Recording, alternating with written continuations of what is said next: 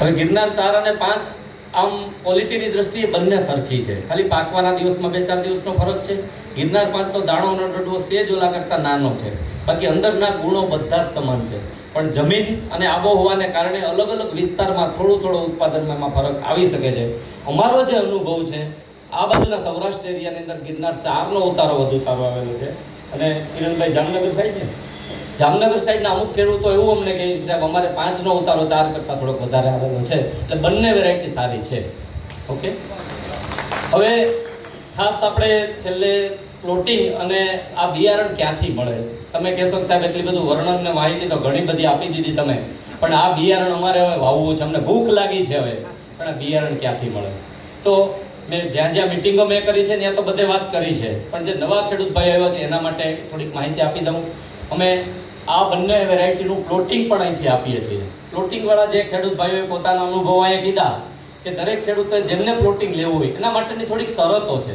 એ શરતો તમારે એટલા માટે માન્ય કરવાની કે તમે જે પ્લોટિંગ કરીને પાછું અમને આપશો એ અમારે અલગ અલગ ખેડૂતોને અને અલગ અલગ રાજ્યોની અંદર મોકલવાનું હોય, એટલે એની શુદ્ધતા, પ્યોરિટી બહુ જરૂરી છે.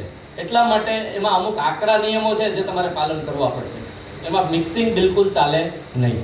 જે ખેતરની અંદર આગલા વર્ષે મગફળી ન હોય એની અંદર વાવેતર કરવાની ભલામણ છે, પણ જો તમારે પાણી હોય અને ઘઉં, જીરું કે દાણા કે બીજો પાક મગફળી પછી લઈ લીધો હોય અને અરોડા ઉગી ગયા હોય તો વાંધો આવશે નહીં. પણ અહીંયા આવ્યા પછી એક કોથળાનું ટેસ્ટિંગ થશે, એમાં પાસ થયા પછી તમને આગળનું પેમેન્ટ અને કાર્યવાહી થશે.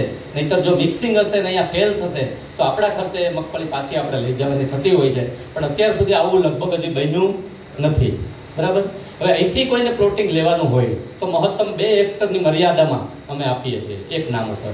એમાં શું કાગળિયાની જરૂરિયાત પડે છે એ વોટ્સઅપ મેસેજ પણ અમે મોકલેલો છે, છતાં અમારા કિરણભાઈ સોલંકી જે બધું સંભાળે છે એ આપણને થોડીક વાત હમણાં કરશે. હું ખાલી બેઝિક બધી ઉપર ચલી બધી વાત કરતો, પછી એ પ્લોટિંગની વાત ખાસ કરશે. બરાબર. એટલે 140 રૂપિયાનો કિલો બિયારણ ડોડવા અહીંથી લઈ જવાના હોય છે. તમારે જેટલા વીઘા વાવવાનું હોય એટલા કોથળા લઈ જવાના થાય. 35 કિલોનો બેગ આવશે પ્લોટિંગ વાળી. અને ફાઉન્ડેશન સીડ જેને લેવું હોય એને 110 રૂપિયાનું કિલો લેખે, એટલે 2200 રૂપિયાનું મણ, અને એક કોથળાની અંદર 30 કિલો એટલે 3300 રૂપિયાની એક બેગ. એ 30 કિલો ફોલાવશો, 20 કિલો દાણા નીકળશે, 1 વીઘામાં થઈ જશે. અને શુદ્ધ ટેસ્ટેડ બિયારણ, ફાઉન્ડેશન અને સીલ સિક્કાવાળું અહીંથી ગ્રેડિંગ કરેલું બિયારણ વેચાણ માટે ઉપલબ્ધ છે. જે પણ તમને મળશે બપોરે 2 વાગ્યા પછી એનું વેચાણ અહીંથી પણ ચાલુ છે. અમે પણ અત્યારે અમારું ગોડાઉન ગુજકો માસોલનું જે ગોડાઉન છે વંથલી રોડ ઉપર ત્યાં છે, કારણ કે અમારે અહીં ગોડાઉનની એટલી ફેસિલિટી નથી, એટલે એ બિયારણ ત્યાં રાખેલું છે. પણ 1-2 ટ્રોલી ભરીને અમે અહીંયા પણ લાવ્યા છીએ, એટલે અહીંયા પણ વહેલા તે પહેલાં ધોરણે જેટલી બેગ અવેલેબલ હશે એટલી અમે આપશું. જેને આ બાજુ જવાનું હોય અહીંથી લઈ જશે, પણ આ મંથલી બાજુથી જેને નીકળવાનું હોય તો એ લોકો ત્યાંથી લેશે તો વધારે સારું રહેશે, કે જેથી કરીને બીજાને અહીંયા લાભ મળી શકે. એ 110 રૂપિયાની કિલો લેખે છે અને આ છે 140 રૂપિયાની.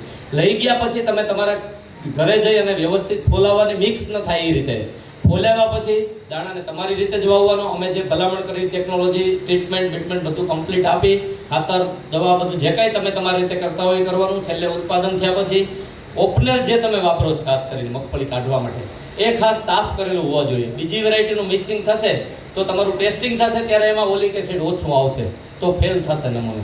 એટલા માટે એ ખાસ તમારે કાળજી રાખવાની છે.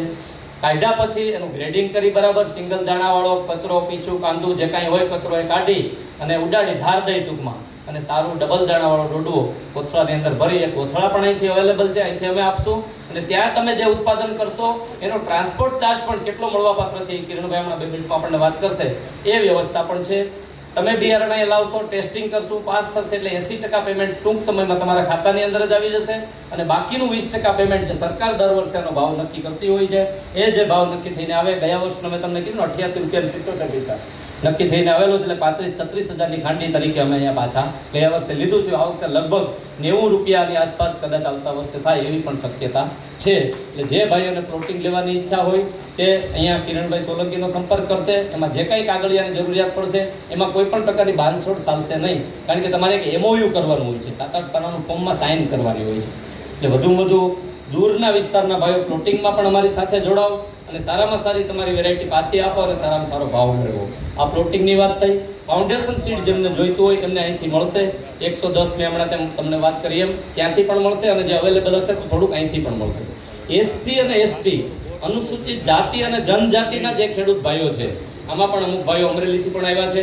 પછી અમરેલીથી આવ્યા તમે? હા, અમરેલીથી પણ 8-10 ખેડૂત ભાઈ આવ્યા છે. તેમને અહીંથી જ આજે જ એને સરકારની યોજના મુજબ એક બેગ ફ્રીમાં અહીંથી અમે બિયારણ આપશું.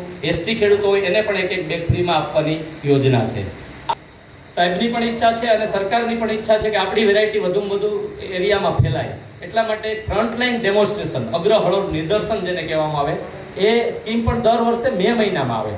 અને એ જ્યારે આવશે, ગયા વર્ષે મેં 5000 ખેડૂતોને ટોટલ આપેલું હતું. એટલે એમાં શું કરીએ છીએ, દરેક ગામની અંદર માનો કે મયુરભાઈ 50 ખેડૂતોને લઈને આવ્યા તો એ શક્ય નથી, પણ દરેક ગામની અંદર 5 ખેડૂતોને કે જે બિયારણ લઈ શકે એવી પોઝિશન ન હોય, વ્યવસ્થિત ખેતી કરતા હોય, તો આપણે કમસે કમ એવો એક પ્રયત્ન કરીએ કે આપણા ગામના જે આ પરિસ્થિતિવાળા ખેડૂતો હોય અને સારી ખેતી કરતા હોય એને એનો લાભ મળે, એના નામ આપણે આપીએ. તમે જેના નામ આપશો એને મેં અહીંયાથી આપશું. લગભગ 5 થી 10 ની વચ્ચે મે મહિનામાં જ્યારે નક્કી થશે ત્યારે આપણું એક વોટ્સઅપ ગ્રુપ પણ બનાવેલું છે. લગભગ 700 ફાર્મર એમાં જોડાયેલા છે, ગિરનાર 4 ગિરનાર 5. પણ મને એક કહેતા દુઃખ થાય છે, ઘણા બધા લગભગ 700 ને મેં એમાં જોડ્યા, એમાંથી લગભગ 50 ફાર્મર લેફ્ટ. એટલે ભાઈ આવું સરસ માહિતીનું આ ગ્રુપ છે, તમે લેફ્ટ શા માટે થાવ છો આ ગ્રુપમાંથી?